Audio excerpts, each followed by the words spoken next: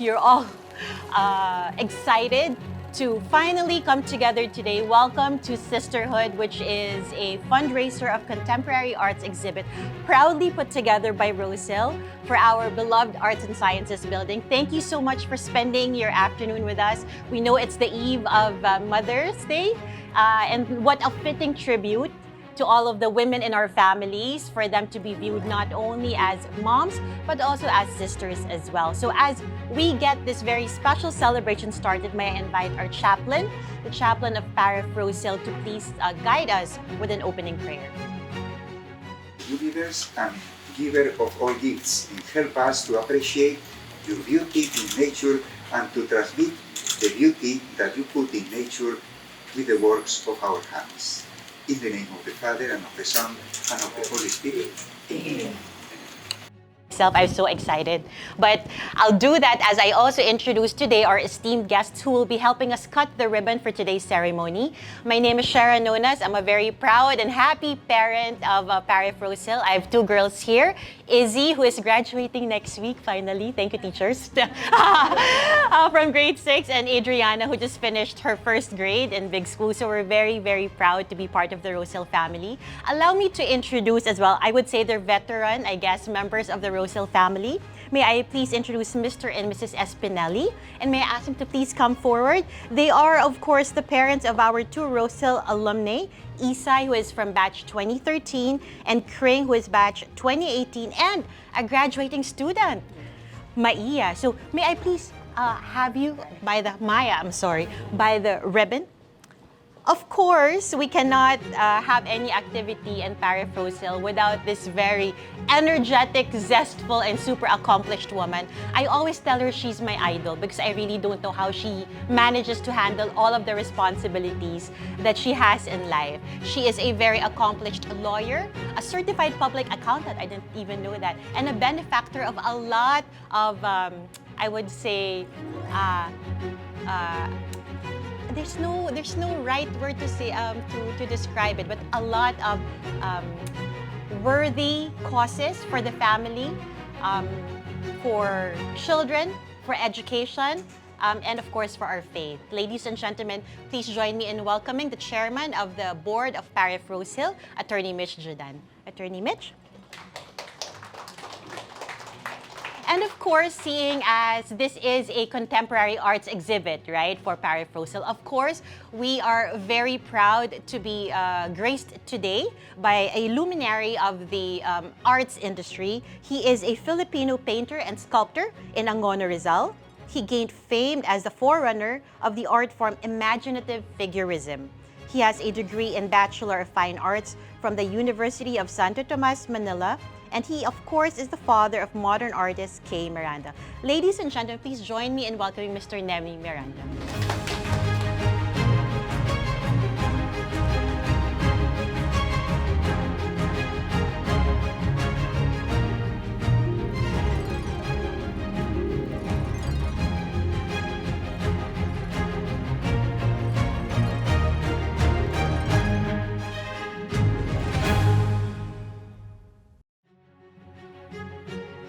Parents, guests, teachers, staff, good afternoon.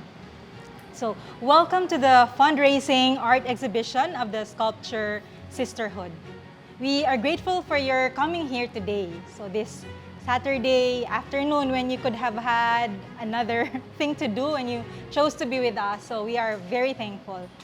I remember an author who said that human beings cannot live without beauty. I think this is true. What would life be without beauty? It would not be life at all.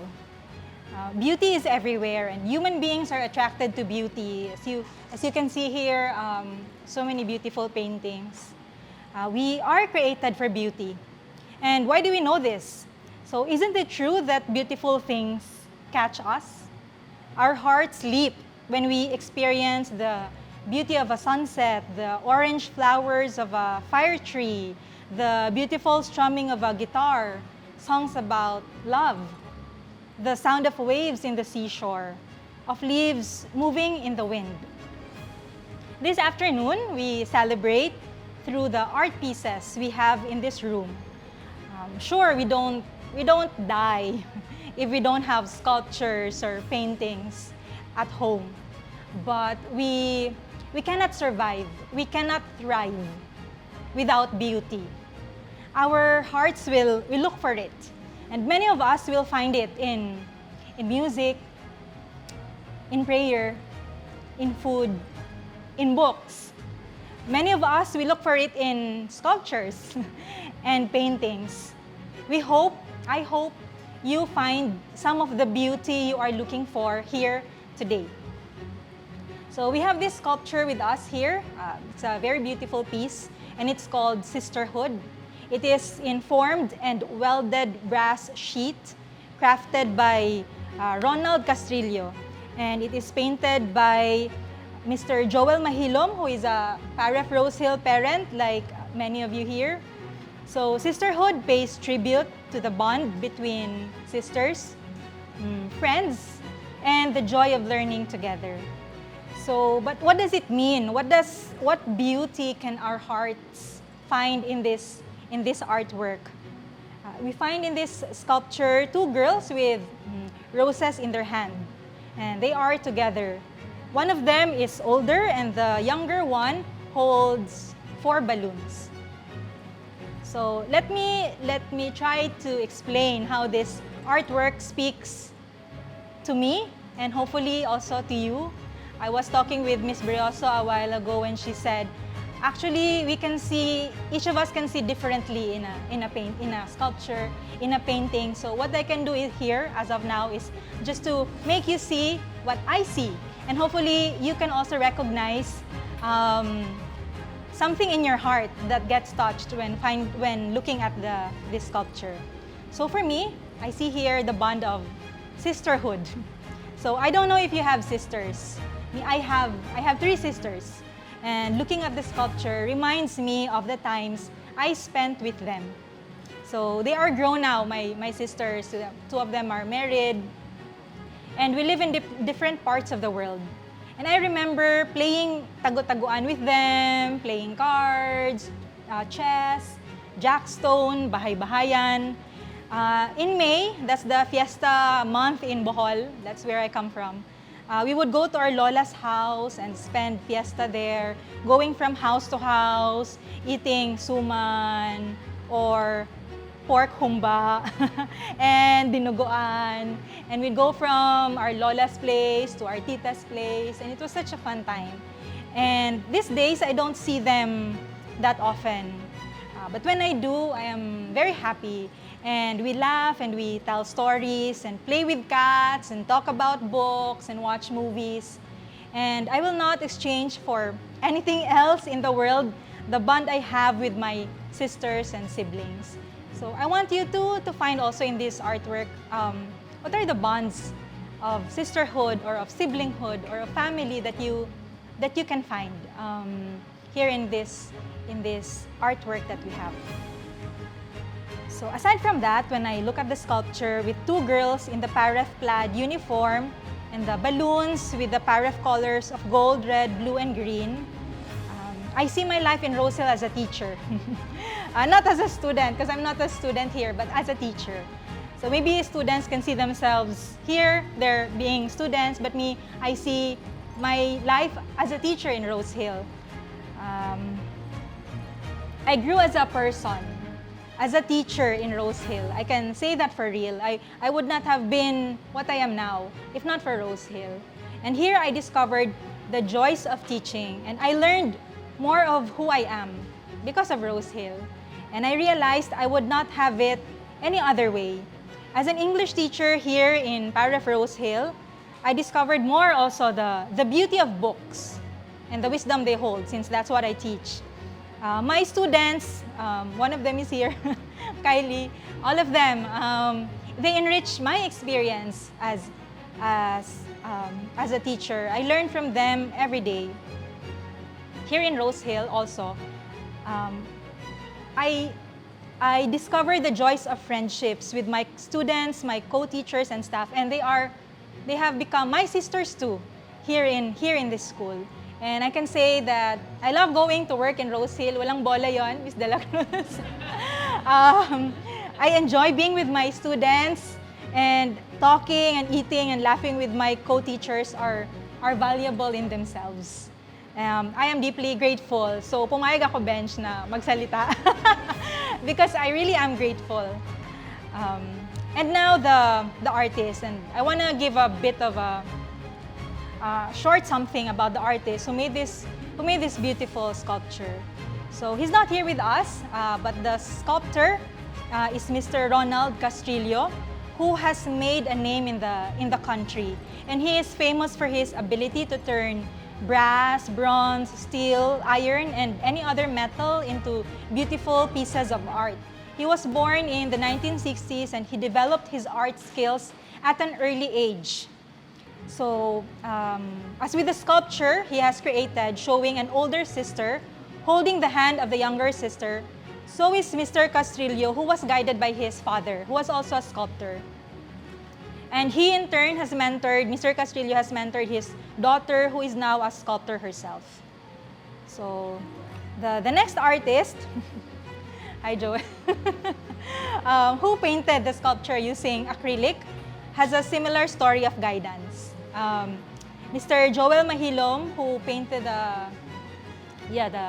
this one. His exposure was also from a very young age with the paintings of his father. And he was inspired by the figures that his father painted, which were about children in their day-to-day lives.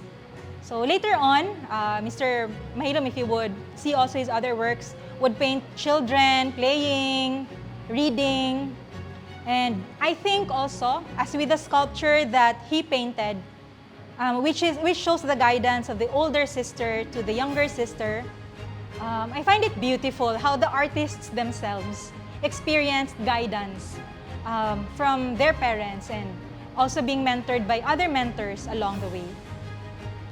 And it is, of course, no coincidence that Mr. Mahilom is also a PAREF parent whose daughter is Yana, you might know, who is in grade 7. And he says the value of the mentoring program of PAREF. So I think our sculpture, even if it's an older girl and a younger girl, also speaks about guidance and mentoring, which is the hallmark of PAREF. And it's about the older sister teaching a younger sister, the older generation guiding the younger generation. Mr. Mahilom also said that he values the concept of helping, the concept of accompaniment, leading others by the hand, and in turn allowing ourselves to be accompanied, to be led by the hand by others. And this is a powerful idea.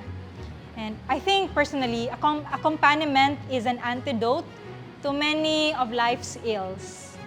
The artists who created this beautiful artwork were guided by their parents and became the artists that they are now, largely because of the inspiration and guidance of their father and of other mentors along the way.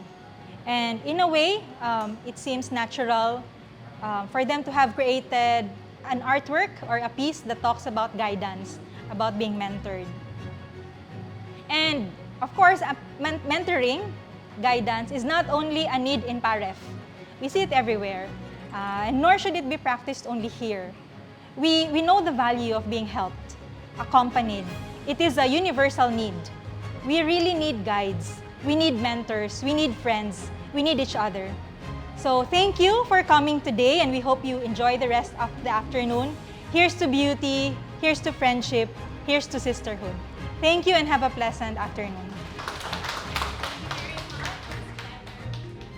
Members of our MANCOM, we have Ms. De La Cruz, I'm going to say Ms. De Los Angeles. Of course, we have Ms. Anna Pascual, the Finance Director of the North Cluster. We also have, of course, thank you to the PCs, HPCs, and our teachers who are here to join us today. I'd also like to say a special thank you and acknowledge a very persistent, hardworking person whose exhibit was a result actually of her hard work. Please join in also acknowledging Benj Manilo who helped put this thing together. Thank you to everyone, of course, to all of those that are here today and who have also expressed their support to the school through the artworks that they have already reserved, those that have given their, have signified that they would like their own piece in their homes.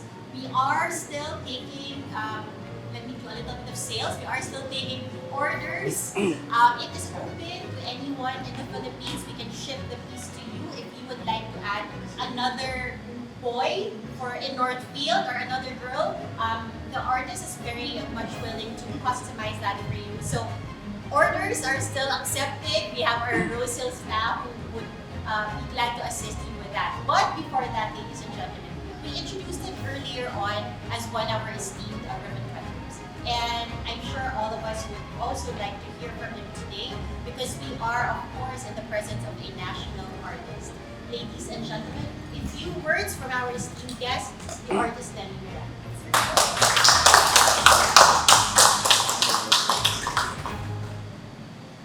Okay, so ito Apos.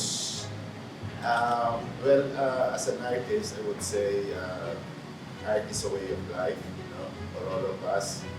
Hindi tayo gumagalaw sa isang araw na hindi tayo nag-appreciate sa isang magandang bagay. So it's within us as a human being. We are born and created. As God says, we are created in His image. And so, being in His image, we can be like God in a way we appreciate the good and the good. So, in every day, we are yung ating mga senses, lahat yan, ay nag-absorb ng magaganda sa ating internal, sa ating spirit, sa ating soul, no? So, we always like to look at something beautiful. So, there is a painting, an artwork, an art pieces in our home. Parang gumaganda ang aura ng ating kapaligiran. Kaya bring home one painting. This one of you. Magandang hapon sa atin.